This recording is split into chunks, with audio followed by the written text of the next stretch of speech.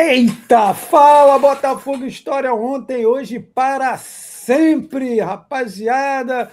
Meu amigo Roberto Narral, tudo bem, Narral? Fala, tudo bom? Isso aí. Porra, maravilha, meu irmão. Abri a tela aqui, ficou imenso, tomei um susto comigo mesmo. Então, rapaziada, hoje é um episódio muito especial. Narral, inclusive, está com cores distintas, cores diferentes. Que esse episódio a gente vai falar de um tema que você pode imaginar assim, pô, mas eu já sei sobre isso. Sabe nada, irmão. Você sabe que o Galo está cantando aí, você está reproduzindo. Hoje a gente vai contar detalhes importantes, o porquê que a Copa de 62 e o Botafogo e Seleção Brasileira, esse trinômio, tá? Copa de 62, Seleção Brasileira e Botafogo, esse trinômio é tão importante e histórico na vida do futebol do planeta, não é só do continente ou do Brasil, não. Eu vou até voltar aqui para baixar aqui, porque eu tomei um susto no negócio. Senão eu não consigo nem botar as imagens. Me empolguei aqui. Rapaziada, antes de mais nada, agradecer a vocês aí, mais uma vez, a moral que vocês vêm dando para a gente, para o Botafogo História, nosso canal que é orgânico, né? O nosso canal que é boca a boca, tijolinho por tijolinho.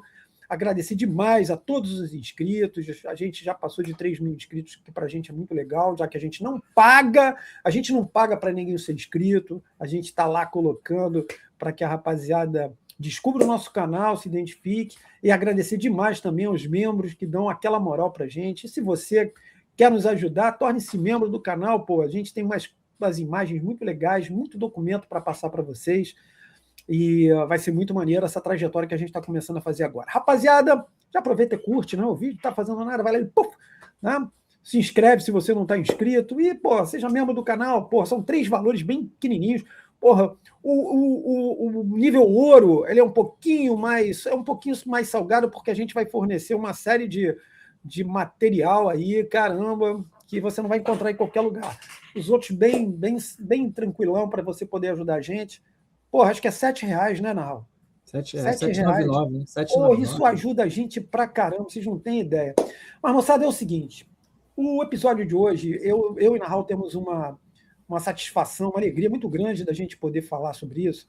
Primeiro porque é o orgulho de nós torcermos por um clube, chama-se Botafogo, né? A importância desse clube, aqui é zero clubismo que eu estou falando e você vai entender o porquê. A relação do Botafogo com a seleção brasileira e com o futebol mundial. É muito fácil a gente ouvir o Galo cantar, como eu já usei essa expressão, e ficar reproduzindo coisas aqui. O problema é você, de fato, mostrar o que aconteceu e a relevância disso tudo. Então, a gente vai falar sobre a Copa de 62. Ah, você já falou? Não, nós não falamos como nós vamos falar hoje. E apresentar os detalhes, o porquê aqueles 5 bonecos representam tanto para o futebol, não é do Botafogo, nem do Rio, nem do Brasil, futebol mundial. E a gente vai explicar por quê. Porque existem alguns esquadrões que formaram bases de seleções campeãs mundiais.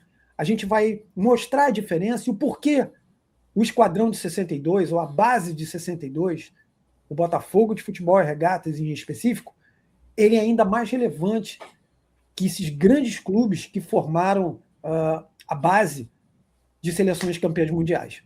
A gente vai abrir o nosso episódio mostrando uma imagem que, aliás, é uma imagem muito bacana, que o Narral produziu. É muito legal isso aqui, o alto nível, uma coisa, parece até um museu aqui de novidades, né?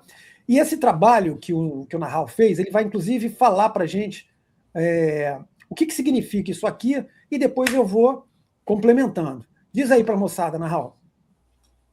Então, a ideia seria exatamente, né, destacar aqueles times que foram protagonistas com a seleção do seu país em Copas do Mundo. Aqueles que tiveram, basicamente, metade do time ou mais, né? Então, em 34, você já começa ali com a Juventus, com 5 jogadores, e em 50 vem o Peñarol com mais 5 jogadores titulares, e são os 11 da foto da final, até porque naquela época não tinha substituição, né? A substituição só veio em 70, né? Então, os 5 titulares ali de 50 do time do Peñarol, que era a base da seleção uruguaia. Aí vem 54, na Alemanha Ocidental, o Kaiserslautern foi a base também com 5 jogadores. E aí vem esse ano nosso, que a gente está em destaque aqui do programa, que é 1962, onde a gente está vendo ali o nosso escudo ali do Botafogo, né, com a estrela solitária, onde tem 5 jogadores, né, 5 craques, que foram a base da seleção, e a gente vai falar deles durante o decorrer aqui. Só continuando, mostrando assim as bases, aí vem em 74, né, já o Bayern mandando no futebol alemão, né, já desde meados dos anos 60, o Bayern mandando no futebol alemão, 6 jogadores são a base do time titular da seleção da Alemanha. Em 82, a Itália, né, que nos eliminou, a Itália do Paulo Rossi, não só o Paulo Rossi era da Juve, como outros 5, totalizando 6 jogadores da base da Juventus, na seleção italiana. Aí dá um salto no tempo aí para frente, aí chega a Copa de 2010, que aí a base é o Barcelona, né? O time todo, né? O time todo praticamente, né? E em 14, mais uma vez, a Alemanha campeã aqui no Brasil, e a base é o Bayern de Munique, com 6 jogadores. Então, vocês vejam que o Botafogo aí está na mesma prateleira de times como Juventus, Peñarol, Bayern, Barcelona e o Kaiserslautern.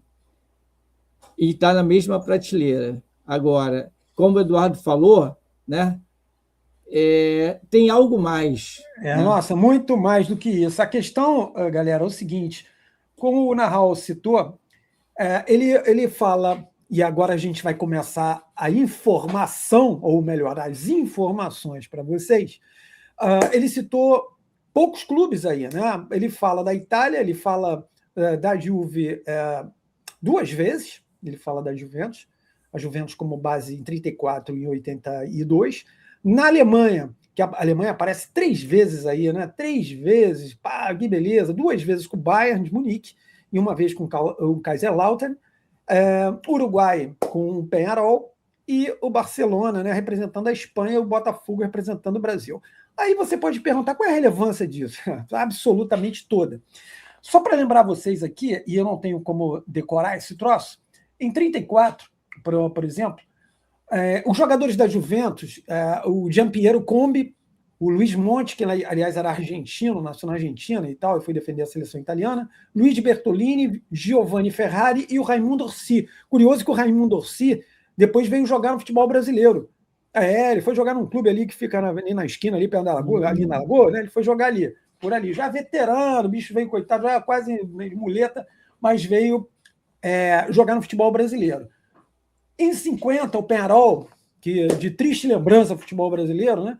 Os 5 jogadores eram o Roque Gaston Maspoli, o goleiro. Aliás, o Botafogo tinha um goleiro que não foi para a Copa, era um reserva um dos reservas, né, que é o Fábio Pereira Natero, era o 3º goleiro da seleção uruguaia, só que o Uruguai acabou levando 2 só, né?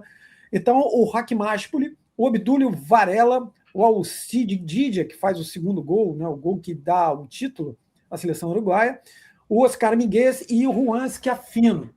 Aí a gente tem na Alemanha, como o Nahal citou, do Kaiserslautern, jogadores tipo, icônicos do futebol alemão, né? Que é o Werner Liebrich, o Karl Mayer, o Horst Haeckel, o Fritz Walter e o Ottmar Walter. Eles eram irmãos, o Fritz e o Ottmar. Bom, beleza, vamos dar um pulinho aí, vamos pular 62 e depois nós vamos falar aqui de 74, que o Bayern tinha o Josef Maier, um goleiro espetacular, Sepp Maier, o Schwarzenbeck, o Franz Beckenbauer, Paul Breitner, Uli Hoeneß e o Gerd Müller, artilheiro, inclusive, da Copa. A Itália, de 82, teve 6, né?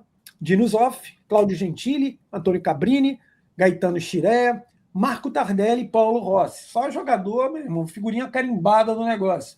A Espanha, como o Nahal cita, em 2010 eram 7 caras, pô. Eram 7 caras com uma curiosidade, né? O Davi Villa, ele tinha sido contratado pelo Barcelona antes da Copa, um pouquinho antes da Copa.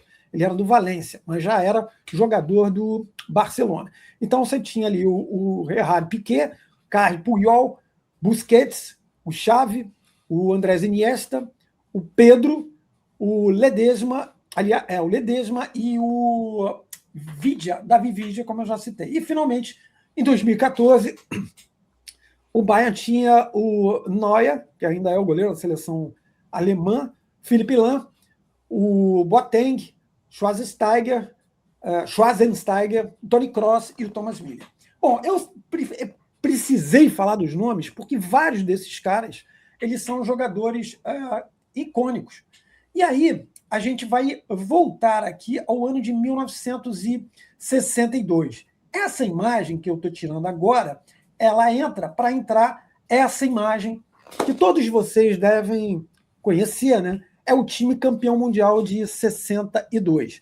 Vocês veem aí que essas feras deram o bicampeonato mundial ao Brasil. Mas eu acho que tem uma imagem que talvez represente melhor esse time campeão, aliás... Vamos por outro ângulo. É um outro ângulo. Ângulo. E além de exatamente um outro ângulo, a gente dá uma nova roupagem a esses bonecos. E aí essa imagem, você vai entender a relevância disso aí. Se vocês repararem, na parte de cima tem um boneco chamado Nilton dos Santos, né? E lembrando, eu vou falar um pouquinho do Nilton Santos aqui, mas você repara que na parte de baixo o ataque tem 5, lembra na época do Totó, Pebolim, né, que joga, né? Jogava com 5 na época de 5 atacantes. Então, só o nosso Vavá, que está ali no meio, que era jogador do Vasco, ele está com uma cor diferente, que ele está com a cor da seleção brasileira, muito bem, né? Só que os outros 4 companheiros, eles pertenciam ao mesmo clube.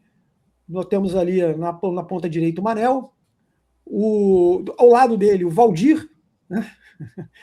Aí tem o Amarildo e tem o Mário. Que Mário? Não vou te fazer, não. Mário Jorge Lobo Zagallo. Exatamente. Então, Garrincha, Didi, Amarildo e Zagallo.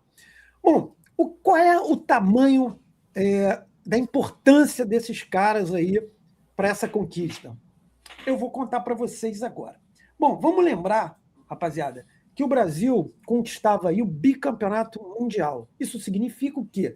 Que na edição anterior de 58, o Brasil conquistou seu primeiro título. Né? Brasil campeão mundial. Brasil campeão mundial em 1958, com 3 representantes do nosso glorioso. 3 representantes. Um deles, aliás, 2 deles já estavam, quer dizer, participariam em 62. O Nilton Santos, o Didi e, aliás, 3, né? 3 deles. Os 3 que foram campeões em 58 seriam literalmente bicampeões em 62. E os outros 2 chegaram ao Botafogo depois. O Amarildo, ele foi dispensado de um determinado clube que fica ali na esquina, porque ele estava fumando, né? Essa história é contada porque o Flávio Costa parece que não gostou muito e tal, e ele acabou vindo, em tese, para o juvenil aspirante do Botafogo. O Amarildo acabou escrevendo sua história. E o Mário Zagallo, que logo após a Copa de 58, ele é contratado pelo Botafogo. Muito bem. Também desse clube, né? Também, por acaso, também nesse clube. Tem até uma situação engraçada aí, que também, se eu lembrar, eu conto aqui, porque quando a gente faz os episódios, a gente está pegando na veia de live, né? Que fica mais legal aí, narrar o Combinamos dessa maneira. Bom, mas, de novo, qual é a relevância desses caras? Rapaziada, é o seguinte. Dessa seleção de 62, o Brasil foi bicampeão, fazendo ao todo, narrar vai ficar amarradão agora, hein? O Brasil fez ao todo 14 gols. Só lembrando aqui, tá? Na estreia, 2-0 no México, aí 0-0 no jogo seguinte contra a Tchecoslováquia, 2-1 na Espanha, 3-1 na Inglaterra, aí semifinal 4-2 no Chile, e a final pegou a Tchecoslováquia de novo, sapecou 3-1. Muito bem. Ao todo, esse time, essa seleção, fez 14 gols. 14 gols. Aí vem aquela pergunta, a primeira pergunta, uma pergunta que vale 3 pontos na prova. Desses 14 gols, 8 foram feitos por jogadores do Botafogo. Garrincha fez 4, Amarildo fez 3 e Zagallo fez 1. Desses 14 gols, 9 assistências foram de jogadores do Botafogo. Cara, o Zagallo deu nada menos que 5. Garrincha, 2 e o Amarildo, 2. Agora que vem a parte mais legal, né? Sem contar que teve um lance, hein, o Narral, que um dos gols, que aliás foi um gol do Vavá contra a Inglaterra, o Vavá pega um rebote do goleiro numa falta cobrada por Garrincha. Então eu não estou nem contando essa aqui, estou dando de lambuja, né? Porque não é uma assistência, mas só saiu o gol porque o goleiro bateu roupa na falta do Garrincha. No total, meu chapa, é o seguinte: dos 14 gols que o Brasil fez na Copa de 62, nada menos do que 12 tiveram participação direta de jogadores do Botafogo, ou gol ou assistência. De 14, 12 tiveram participação direta de jogadores do Botafogo. Se eu voltar 4 anos e for para a Suécia, em 1958, lembra que eu falei isso? 3 jogadores do Botafogo estavam lá, os 3 titulares, tá? O Brasil fez no total 16 gols. Desses 16 gols, 2 gols foram de jogadores do Botafogo, Nilton Santos e Didi. 9 assistências de jogadores do Botafogo. O Didi deu meia dúzia, o Garrincha 2 e o Nilton Santos 1. Dos 16 gols assinalados, nada menos do que 11 tiveram participação direta dos jogadores do Botafogo. Lembrando que eram 3. Então, se nós somarmos 58 com 62, 16 gols mais 14 gols, pela matemática aplicada, dá 30 gols. Dos 30 gols que o Brasil fez no bicampeonato, 23 tiveram participação direta de jogadores do Botafogo. Aí você pode imaginar, caramba, né? Calma aí, meu irmão. Em 1970, eu vou dar um pulo ali, lembra que o Brasil é tricampeão mundial.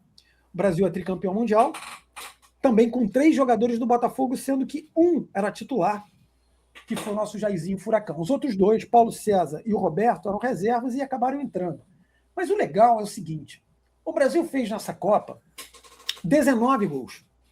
Dos 19 gols, 7 foram do Jairzinho, o cara que fez gol em todos os jogos. E uma assistência do Paulo César. Então, dos 19 gols, participação direta acabou sendo em 7, porque teve jogo aqui, o Paulo César faz um gol que o Jairzinho faz um gol que é a assistência do Paulo César. Então, gente, nas 3 conquistas do Brasil, o Botafogo, jogadores do Botafogo, isso não é um detalhe. Eu vou só relembrar aqui para você, hein? Somar 58 com 62 são 30 gols e 23 participações diretas de jogadores do Botafogo. Cara, isso aqui não é pouca coisa. Nós estamos falando de Copa do Mundo, cara. Copa do Mundo. E agora eu vou falar um negócio, e aí a gente vai começar a discursar um pouquinho sobre mais informações. Eu deixei a imagem no alto, que aquela fera que está lá em cima, aliás, o Mauro, né, que está do lado esquerdo do Nilton Santos, quer dizer, seu lado direito, você que está assistindo, o Mauro está ali provavelmente com uma flâmula, né? Parece que ele está com uma folha de papel na mão que ele vai entregar para alguém. É a parte de trás da flâmula, né? Pois é, parece que ele vai entregar lá um rascunho pro. Mas enfim, o Nilton Santos que está ali, muitas vezes o Galo canta, né? Que é essa expressão que eu estou usando aqui, e a rapaziada vai repetindo. O Nilton Santos só jogou isso para enaltecer o Botafogo, né? Só vestiu 2 camisas na sua vida, como jogador de futebol. Não, ele vestiu 3 camisas, cara. Ele vestiu essa preta e branca maravilhosa. Ele vestiu a chamada amarelinha que você está vendo aí. E ele vestiu essa camisa, cara. Aí você fala, que camisa é essa aí? FMF, Federação Metropolitana de Futebol. A Federação da Seleção do Rio de Janeiro, que na época era Distrito Federal. Essa camisa é muito importante, cara. Isso não é um cata-cata, não. O Campeonato Brasileiro de Seleções era uma competição com bastante rivalidade, mas muita rivalidade mesmo. O couro comia. Eram os melhores jogadores que atuavam nos estados e um confronto bizarro, uma rivalidade Rio-São Paulo. O Nilton Santos, ele foi figurinha carimbada na seleção carioca a partir de 1950. Um detalhe. Essa foto especificamente é de 54. Pois maneiro. Ele já está até com bigode, ele já está um negocinho mais... Né? Então, mas uma curiosidade é o seguinte, 1950 foi a última conquista do Rio de Janeiro. E essa fera era titular absoluto. O Rio fez a final contra São Paulo, melhor de 3 jogos. Rio ganhou de 4-0 o primeiro jogo, e depois empatou os outros 2 e deu a volta olímpica. Então é só para a gente poder, mais uma informação para você, que o Nilton Santos não vestiu apenas 2 camisas. Ele vestiu 3 camisas. Sendo que de clube, evidentemente, só o Botafogo. A gente não vai contar o Flecheiras, né, que foi o clube que ele começou lá na Ilha do Governador, mas como profissional, somente a camisa do Botafogo. Mas é fundamental a gente citar isso aqui, porque não era um torneio qualquer. O Campeonato Brasileiro de Seleções era uma competição bastante concorrida, casa cheia. Casa cheia. Multidões, é uma rivalidade absurda. Né? O quê? Porra, o que é isso? E aí, Narral, para a gente lamber os beiços aqui, como é que esse negócio funcionava? Na Copa de 62, o Botafogo, lembra, você já decorou os nomes, com certeza, né? Nilton Santos, Garrincha, Didi, Amarildo e Zagallo, né? Na Copa de... Ah, meu amigo, olha eles aí na seleção. Todos na seleção carioca, todos. Olha isso, trabalho muito legal que o Narral fez. O Narral tá ficando bom nesse negócio, assim. O Narral tá, porra, sensacional, hein? E cobra baratinho para fazer, irmão. Você que está querendo trabalhar. Olha que maneiro, cara. Os 5 representando o Distrito Federal. Então, Rio de Janeiro ainda, e o Rio de Janeiro era a capital federal. Fala, Marral. O Amarildo já está com a da Federação Carioca. Essa aí é de 61, 62. Essa camisa. Boa. Tá vendo ali, ó? FCF. Exatamente. Boa. Excelente. Os demais ainda com a da Federação Metropolitana, antes de deixar de ser capital federal, né? E passar a ser estado da Guanabara. E ali o Amarildo já mais recente, vamos dizer assim, né? Com essa camisa aí. Maravilha. Então, assim, rapaziada, isso para vocês entenderem a conexão que havia entre a seleção carioca e a seleção brasileira. Não é um negócio, um torneiozinho, mequetrefe, não, isso era desde lá de trás, irmão. Desde lá de trás, o couro comia, com uma rivalidade muito forte, e, como voltando aqui a frisar, casa cheia, estádios lotados, e, nossa, muita rivalidade mesmo, era muito sério. E talvez essa rivalidade, o eixo Rio-São Paulo, essa rivalidade tenha ganho força justamente pelos campeonatos de seleção, porque nós não tínhamos campeonato brasileiro. Até a partir de 1950 é que surge o torneio Rio-São Paulo, que foi uma necessidade, inclusive, em face da rivalidade entre Rio e São Paulo, fundamentalmente. Lembrando que Rio e São Paulo não disputavam todas as fases, né? Pegavam já meio que o filé, chegavam na altura das semifinais, muitas vezes nas semifinais, às vezes nas quartas, mas na maioria das vezes nas semis. E Minas e Rio Grande do Sul pegavam uma fasezinha anterior. Então, agora a galera do Nordeste se pegava lá, direto. O pau comia, era baita de uma rivalidade. E mais, hein? Esse Campeonato Brasileiro de Seleções servia também de observação.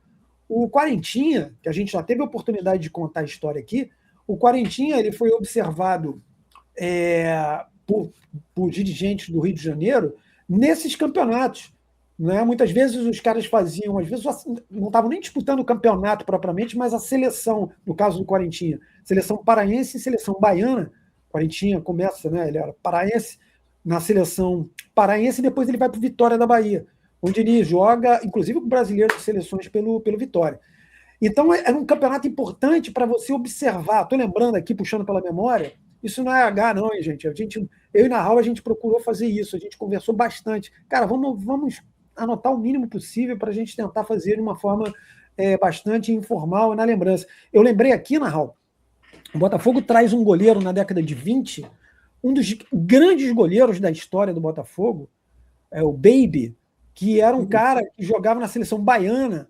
Porra, fechou o gol, o cara porra, arrebentou, e os caras, porra, esse malandro ali, jogava até com um chapeuzinho de marinheiro. E o Baby, ele tem uma história muito legal. Pô, já estou eu falando do Baby aqui, vamos ver uma história legal. Ele era muito bom jogador, mas ele tinha uma noiva ciumenta, porra, e a noiva já estava naquela, porra, não veio ficar comigo aqui trocando um beijo, vai ficar jogando bola. Aí o cara resolveu parar de jogar, e aí teve um episódio, que eu nem vou me estender aqui, o Botafogo estava tomando a tunda, os goleiros eram ruins, ele estava assistindo, e aí falou, porra, você quer saber? Você tentar jogar, e ainda voltou para o Botafogo e ainda jogou algumas partidas. Mas então, esse Campeonato Brasileiro de Seleções, ele servia também para motivar uma rivalidade, o que acabou acontecendo, e motivou a criação do torneio Rio-São Paulo. E por que a gente trouxe isso? Porque agora a gente vai entrar em mais informações para vocês em relação àqueles times, aqueles clubes que foram base. E é muito importante o que a gente vai trazer aqui. E aí eu vou trazer de novo aquela imagem belíssima que o Nahal postou, postou nada, pô, o cara criou isso aí, um negócio maneiríssimo. Qual é a diferença que acontece do nosso glorioso, com essa estrela solitária maravilhosa, diante dos demais co-irmãos internacionais? Rapaziada, todos esses clubes, inclusive o Kaiserslautern, em 1954, esses clubes todos, a Juve na Itália, Peñarol no Uruguai, o Kaiserslautern em 1954, o Bayern de Munique é uma dinastia, né? E o Barcelona, não.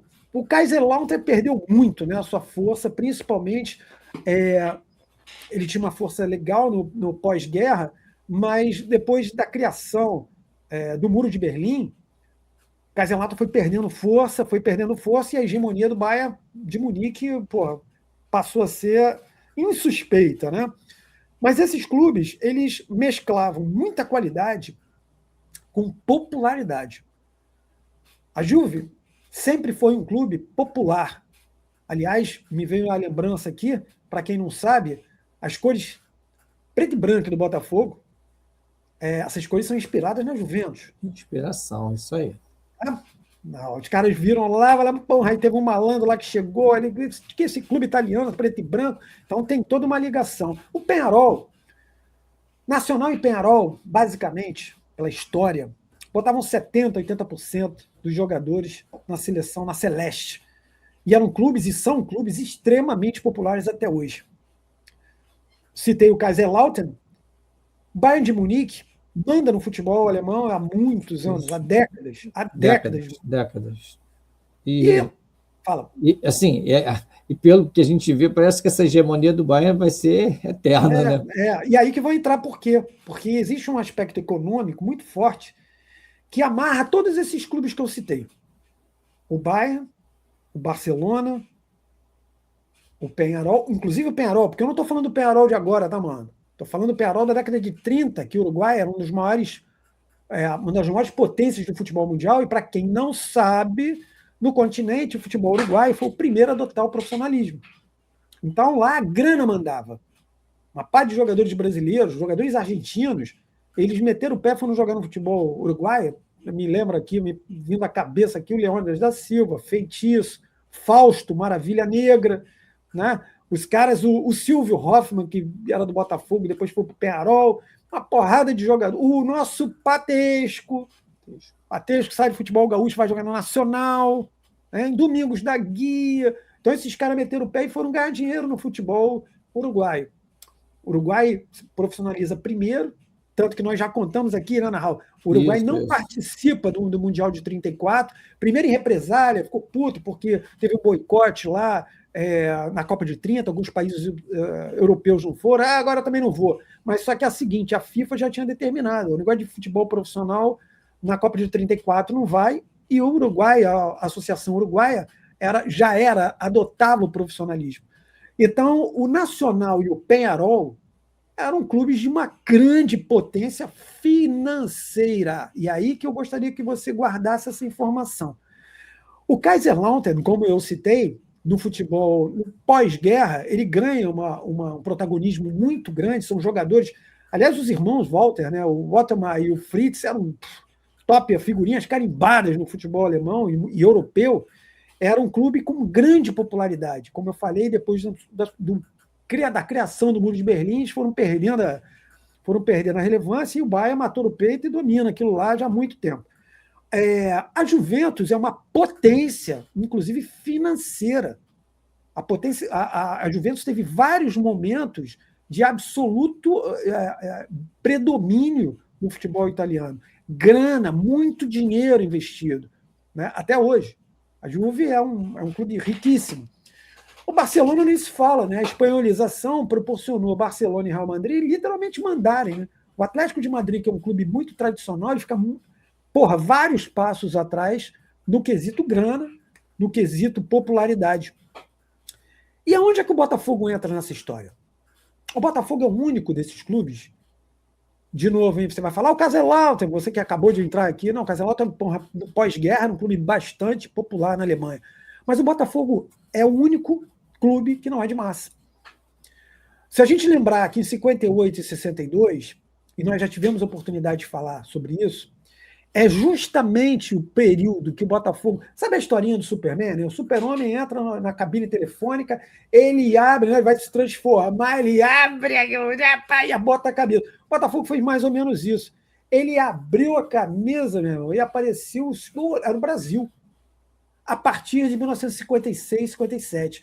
A partir do momento que o Botafogo começa a surgir como potência, não é no futebol nacional, não, nem no futebol sul-americano, continental, não, é mundial. Mundial. Com as excursões, né, Narral? Nós já falamos aqui até em programas anteriores, né?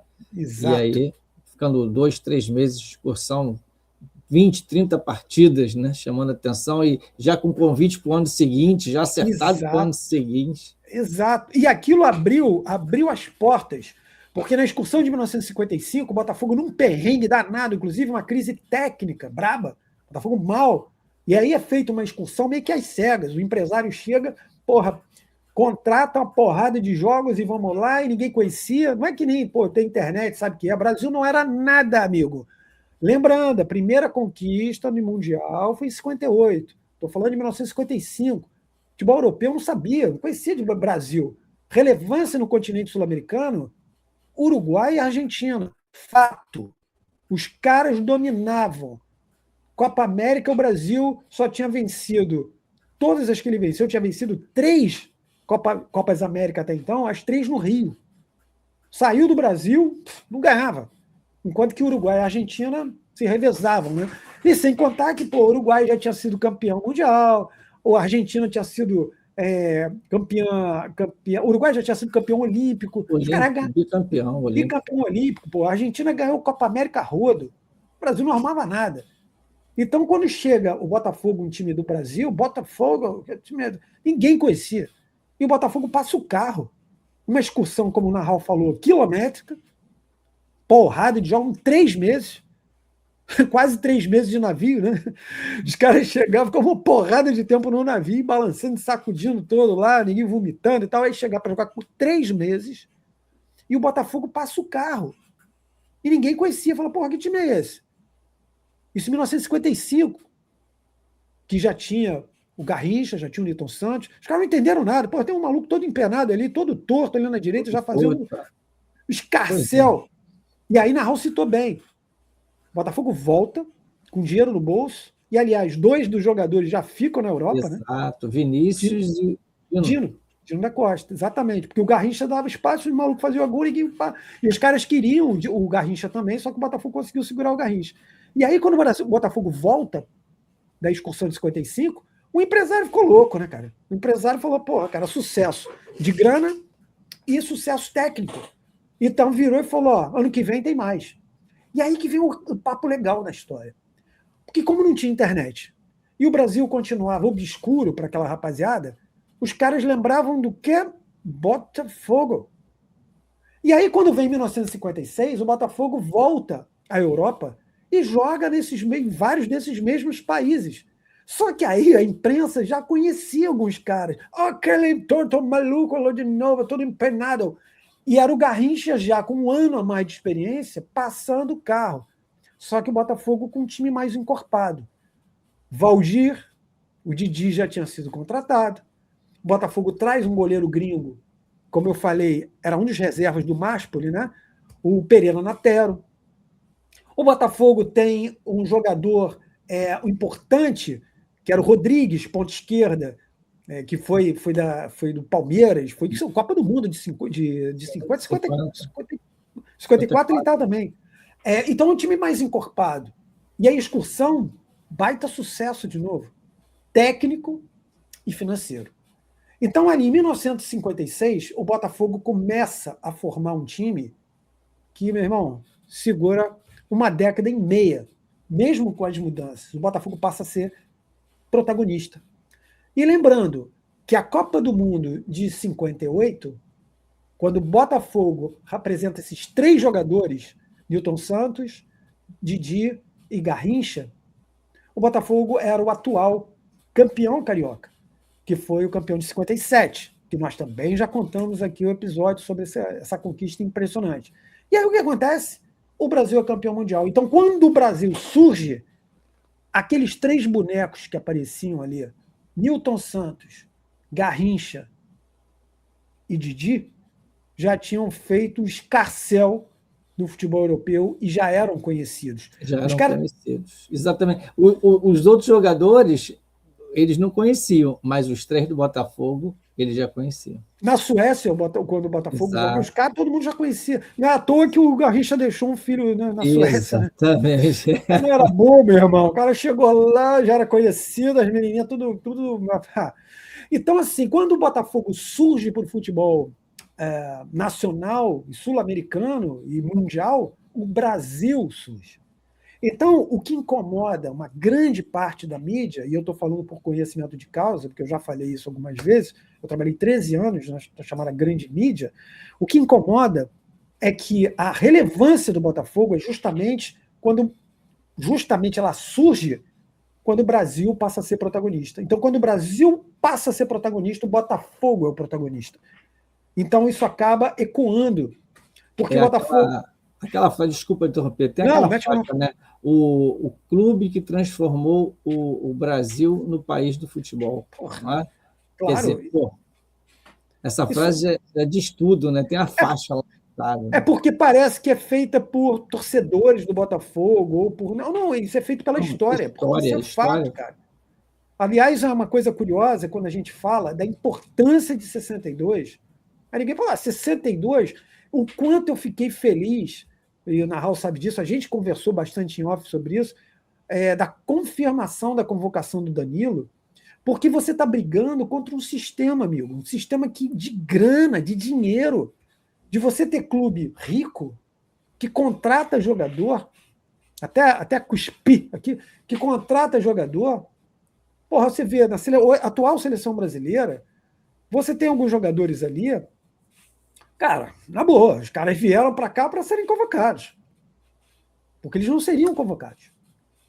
Eles já jogavam na Europa há algum tempo, eles não seriam convocados. Mas aí eles vêm, vestem a camisa de um clube popular, a luz parece que fica mais brilhante, né? Parece que fica uma coisa extraordinária. Então, assim, parece mais reluzente, né? Coisa linda. Olha, o cara é poeta, virou até poeta, mais reluzente. Então, quando o Botafogo teve a confirmação do Danilo, e o Danilo foi convocado, não porque ele estava lá fora. Aliás, quando ele estava lá fora, ninguém falava do Danilo. Ele foi convocado pelo que ele jogou aqui. Botafogo. Ao contrário dos outros. Exatamente. Todo mundo sabe quais são. E aí, reforçando, né, Narral, a importância de você ser um clube de massa. Porque um clube de massa, ele dá protagonismo ao jogador. E o Botafogo não. O Botafogo nunca foi, se Deus quiser, jamais vai ser um clube de massa. E por que jamais? Esse meu desejo. Porque, amigo, a massa ela é manipulável. Levada. Vai sendo levado. Você vai falando um negócio, a mídia coloca, tu vai pegando. O torcedor do Botafogo, não. Isso aí é fato, cara. É fato. O cara, para ser a resiliência pura, vamos pro pau. Por isso que ninguém viveu a experiência que o torcedor do Botafogo viveu em 89. Nem o torcedor do Corinthians, quando ele foi campeão em 77. Por quê? Apesar dos caras terem ficado 2 anos a mais, a mídia toda estava com o Corinthians. A mídia fazia, cara, eu já falei, tive a oportunidade de falar isso, cara. A revista do esporte, lançada em 1959, o Corinthians já estava no jejum. O Corinthians foi campeão em 54. Pô, era capa Corinthians quase o tempo inteiro, bicho. E os caras só foram ganhar o título em 77. Então a revista do esporte viveu de 59 até 1970 sem um título do Corinthians. Nenhum. Mas com muita capa. Mas com muita capa. Porra, capa roda, irmão. Quem estava em Saturno? O maluco estava em Saturno, chegou, estava passando lá, ficou um rolê lá, uns 5 anos em Saturno, voltou, falou, o Corinthians é campeão. Não. E isso acontecia aqui no Rio de Janeiro, com o co-irmão. Era impressionante. Impressionante. Então, porque você fazer parte de um clube de massa, como diz muito bem meu parceiro Roberto Narral, você passa a sua luz, não é nem mais uma luz, você reluz. Você brilha de uma forma tão intensa que todo mundo vê, todo mundo te olha. Agora, quando você não faz parte de um clube de massa, meu irmão, é no suor, é no sangue e na conquista. Tu tem que ir lá e, olha, trazer o touro, vem o touro ali, tu tem que agarrar o touro na unha e derrubar o bicho. Não pode simplesmente dar uma tapa nele, não. Tem que derrubar. Então, essa é a grande relevância. A grande informação disso tudo é o seguinte. Essas bases, que foram bases extraordinárias, e curioso, hein? Na Itália, na Alemanha, no Uruguai e na Espanha, todas essas bases, elas são reverenciadas. A Espanha de 2010 foi o primeiro e o único título do país. Imagina o peso que a mídia espanhola, a imprensa espanhola, não é que ela continua dando, ela vai dar, porque a mentalidade europeia é bem diferente da nossa aqui no Brasil. Repara bem, eu falei Brasil, não falei continental não, porque Uruguai e Argentina valorizam pra caramba. Até hoje os jogadores uruguaios do Peñarol, que eu citei ali, eles são reverenciados, cara. Não pelo Peñarol, pela mídia uruguaia. A gente já teve a oportunidade, né, na rádio, de falar do Manga. Porra, Manga brasileiro, ídolo icônico do Nacional até hoje. O cara brasileiro. Você tem jogadores ali argentinos, cara, que são valorizadíssimos no futebol uruguaio e jogadores uruguaios que são valorizadíssimos no futebol argentino. Me lembra aqui o Francescoli.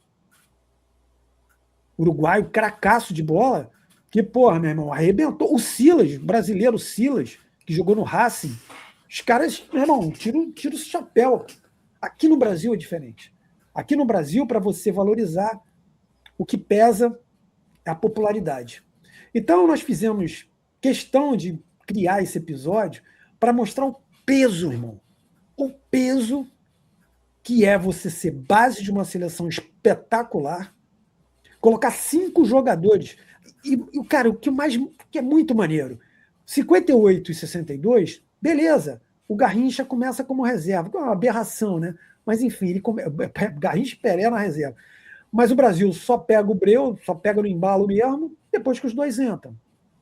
Então, a partir daí, se você olhar a foto final de 58 e de 62, o bicampeonato mundial, você vai ver os jogadores brasileiros convocados como titulares e protagonistas. Isso é um fato.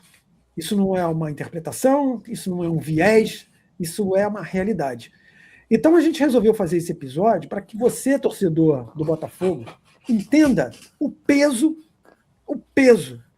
a relevância de ter sido a base de 62 e uma base ao lado de clubes importantes como esse, mas que o Botafogo não tinha o peso da popularidade e o larjan, a grana, que já naquela época alguns clubes pesavam. Você ia falar alguma coisa, Nau? Eu ia falar, tem aquela imagem, né, da Selefogo carimbada aí, como se fosse um passaporte.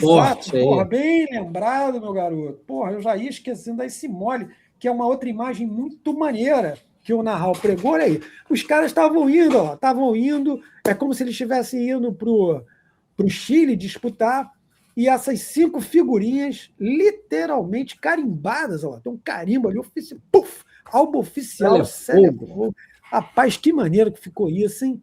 Aliás, se você não é do clube de membros, aí, perder isso aí para guardar para o seu acervo. Isso aí tu não vai encontrar em qualquer lugar, não, hein? Vai não. Isso aí é um trabalho que Roberto Narral cria, está correndo atrás, e a gente está montando um material muito bacana para vocês. Olha só, nosso Newton Santos, nosso Garrincha, Didi, Amarildo e Zagallo. Lembrando, né, Narral, que em 62 ainda tinha 2 bonecos na lista dos 40, né? 2 não, estou falando bobagem. Eram 3 bonecos na lista dos 40. Joel, Rildo e Quarentinha. Porra, tô dando esse mole, compadre. Tá maluco? Joel Martins, Rildo e o nosso 40, que seria titular, hein? Se ele não opera o joelho em 61, em 58 tinha mais 2 na lista dos 40. Kaká e Pampolini. Exatamente. E no tricampeonato a gente já contou essa história também. Nosso Rogério acaba se machucando no México. Nosso Leônidas atirado quase dentro do avião, né? Arrumaram lá um problema no coração para o cara não ir. Não pode jogar, mas jogou depois aqui pelo Botafogo. Pô, antes do Brasil estrear no Mundial, ele já estava jogando. Jogou normalmente. E mais 2 na lista dos 40. Nosso Cal, goleiro, e o Carlos Roberto. Aliás, Carlos Roberto, que participou de uma live maneiríssima com a gente aqui. 2 horas e 5 minutos e só parou o celular, ficou sem bateria. Rapaziada, mais alguma coisa, Narral? Não, é isso aí. Esquecemos alguma coisa? Muito bom mostrar o protagonismo do Botafogo, né? E desses 5 jogadores em 62, falar dos jogadores de 58 e também dos de 70. É muito bom mostrar essa importância do Botafogo para a história do futebol mundial, como você falou. Não é só do Brasil, não. É do mundo. Tanto é do mundo que está lá aquela prateleirinha que a gente colocou ali e o Botafogo está... Botar de novo. Aqui o homem fala, a gente prateleira aí, do mundo. Tá aí, Juventus, Peñarol, Bayern de Munique, Barcelona, Kaiserslautern, Botafogo. E Botafogo. Sendo que aquilo que a gente já explicou aqui, não é clube de massa, era um clube que até hoje, né, uma boa parte da galera meio que torce o nariz para falar. Isso é uma realidade, gente. Isso não é só com o Botafogo, tá? Mas o Botafogo era o patinho feio do negócio. Era o patinho feio. Porque o curioso, e isso é fato, o que o Botafogo ascendia, um outro clube, que é um clube de massa, descendia. Era exatamente isso, né? Houve um tricampeonato. Era inversamente proporcional. Porra, exato. Os caras ganharam o tricampeonato, né? 55, aliás, 55, 53, 54, 55. Aí começaram a ter um jejum, tal de jejum, e justamente aí o Botafogo começa, ganha o Carioca de 57, 61, 62, 67, 68, 3 Rio São Paulo, uma Taça Brasil, Taça Guanabara, bicampeão na Taça Guanabara, uma porrada de taça no continente, enfim, é uma ascensão de um clube até então visto como meia boca aqui no nosso estado do Rio de Janeiro. Então foi, como o Narral falou, inversamente proporcional. Na hora que o Botafogo parece um foguete, né, vindo, o outro parecia um balão japonês que estava apagando. Então, mas como é que pode? O balão japonês é popular, irmão, tem que jogar no alto, tem que botar para cima. Então, meu irmão, haja ventinho para jogar para cima. Todo mundo soprando para ver se o balão sobe. Enquanto que do Botafogo o motor estava tinindo com essas feras todas. E aí, cara, esse foguete, meu irmão, era continental, era mundial, intergaláctico, era o diabo todo. Então, esse episódio a gente entendeu como muito relevante para vocês entenderem o peso, que é muito fácil a gente chegar e falar, o Botafogo foi base, aí mostra aquilo. Não, peraí, contextualiza esse negócio. Vamos botar aquela foto lá bonita. Qual dela? Qual? Time posado com os botafoguenses. Essa aqui é um negócio de maluco. E aí é o seguinte, cara, a gente olha, né, e porra, tu olha para os caras, com todo respeito, tá, gente? Com todo respeito. Porra, time muito forte, 11 caras, mas vamos falar a verdade, com todo respeito. Bota no peso aí, bota na balança. São, 11 heróis, beleza? 11 craques, beleza. Bota na balança, um por um. Eu acho que os 5 aí vão pesar mais, né? Não? Eu acho. Alguma coisa me diz que esses 5 vão pesar mais. E eu não falo no cenário nacional. Eu falo papo de cenário mundial. E para encerrar, porque eu olhei para ele aqui e vou enfim, a gente não pode deixar passar. Na Copa de 58, o melhor jogador da Copa de 58 é aquela criatura que está ali, ó, da esquerda para a direita, o segundo, seu Valdir Pereira. Foi o melhor jogador da Copa. Eu até vou só lembrar aqui de novo, para não ter problema, para não errar, para você guardar bonitinho na informação, que aqui a gente dá a informação completa, só que eu tenho que colar, senão já era, né? O nosso bravo Didi, ele deu nada menos que 6 assistências para a conquista do primeiro título mundial do Brasil. E na Copa seguinte, em 62, o melhor jogador é o ponteiro ali, o seu Manel ali, seu Manel Garrincha, o Garrincha que fez dos 14 gols, o Garrincha fez 4 e deu 2 assistências e ainda bateu aquela falta que o goleiro está com o peito, só não está com o peito ardendo porque ele já faleceu, que senão estaria até hoje com o peito ardendo da varada que o Garrincha bateu. Foi uma varada mesmo, pelo amor de Deus. Exatamente. Então, galera, é o seguinte, esses 5 caras, não estou nem aí, cara, se a grande mídia valoriza ou não. A gente vai valorizar sempre, não só esses 5, mas uma porrada de personagens que vestiram a camisa do Botafogo e vestiram a camisa da seleção brasileira. Bom, a gente espera que vocês tenham curtido esse episódio, porque teve muita informação aí nas entrelinhas, hein? Muita coisa que você não costuma. Você sabia? Só 2 camisas que o Newton Santos jogou, não, são 3. Tá? 3 mostramos ali. Você sabia quantas assistências os caras deram? Quantas participações diretas nos gols? Rapaziada, não está muito preocupado em colocar isso, não. 5 protagonistas, cara. 5 protagonistas que literalmente empurraram o Brasil para o bicampeonato mundial. Rapaziada, a gente vai ficando por aqui, mas é o seguinte, as lives, a gente abrimos um hiato aí nesse fim de semana, porque já estava engatilhado com um novo personagem. Para quem não sabe, a gente começou a fazer as lives com os ex-jogadores. Se a memória não falhar aqui, a gente abriu com o Edson Maradoninha, foi a primeira live que nós fizemos, foi muito maneira a primeira live.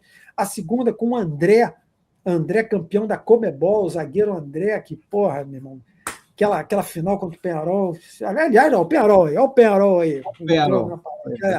Depois veio o Carlos Roberto, que a gente também citou. O Carlos Roberto hoje aqui está na lista dos 40, hein, para a Copa de 70, foi muito maneiro.